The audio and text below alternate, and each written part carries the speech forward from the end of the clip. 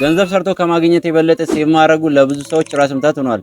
ለዛም ሲባል ትልቁ ላይብራሪ ተብሎ የሚታወቀው ዩቲዩብ ላይ ገብታችሁ ሰርች ብታረጉ የውጭ ሀገር ማአት ቪዲዮ ይመጣላችኋል። ዳይሬክትሊ ያንን አምጥቼ ኢትዮጵያ ላይ አፕላይ ያደርጋለሁ ብትሉ አይሰራም። ምክንያቱም ኢኮኖሚክስ አስተሳሰባችን አንድ አይደለም። ለዛም ሲባል ካነበብኳቸው እንዲሁም ደግሞ ከማያቸው ነገር ተነስቼ ሊረዳቸው የሚችል 5 ስቴፖች ልንገራችሁ። ሰላም ለታባላሉ። ለዚህ ቻናል አዲስ የሆናችሁ ላይክ፣ ሰብስክራይብ በማድረግ ፋሚሊ መሆን ትችላላችሁ። አንደኛ ትራክ ዩር ስፔንዲንግ። ምን ማለት ነው? በምታገኙበት ገቢ ላይ ዲፔንድ በመሆን ዴሊ ለሚያስፈልጋችሁ ነገር የምታወጡትን ወጪዎች መጻፍ።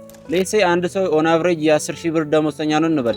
ለወር አስቤዛ 2000 ብር ያወጣል፣ ለቤት ኪራይ 2000 ብር ያወጣል፣ ለትራንስፖርትና ለተለያዩ ነገሮች ደግሞ 1500 ብር ያወጣል እንበል። ታዲያ ወራዊ የሚያገኘው 10 ሺህ ብር ነው፣ የሚያወጣው ደግሞ 5500 ብር ነው።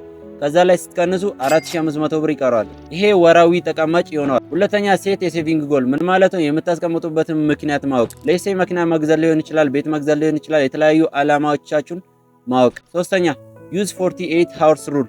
አንድ ነገር ስታገኙ ዳይሬክትሊ ያንን ነገር ከመግዛታችሁ በፊት ሪሊ ያን ነገር ያስፈልገኛል ወይ የሚለውን ጥያቄ ራሳችሁን ጠይቁ። የዛኔ ያላችሁን ገንዘብ በምታገኙት ነገር ላይ ስፔንድ አታረጉ። አራተኛ ኦፕን ሞር ዛን 2 ባንክ አካውንት። ቅድሙን ኤግዛምፕል እንጠቀም። አንድ ሰው የ10 ሺህ ብር ደሞዝተኛ ነው ብለናል። ያንን ገንዘቡ በንግድ ባንክ አካውንት የሚቀበል ከሆነ ጨምሮ ሌላ አንድ አካውንት መክፈት አለበት። ወራዊ የሚያወጣቸውን ወጪዎች ሁሉ በዛ ላይ ትራንስፈር ያደርጋል።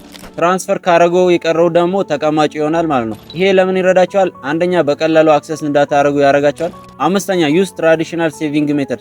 ምን ማለት ነው? ከምትኖሩ ማህበረሰብ ጋር አንድ ላይ በመሆን እቁብ ምናምን መግባት። ይሄ በምን ይረዳቸዋል? ወጥራችሁ እንድትሰሩና በደንብ እንድትከፍሉ ያደርጋቸዋል። የዛኔ የምታስቀምጡት ገንዘብ ትልቅ ይሆናል ማለት ነው። በገንዘቡ ዙሪያ እኔ ያልጠቀስኳቸው ብዙ ሀሳቦች አሉ።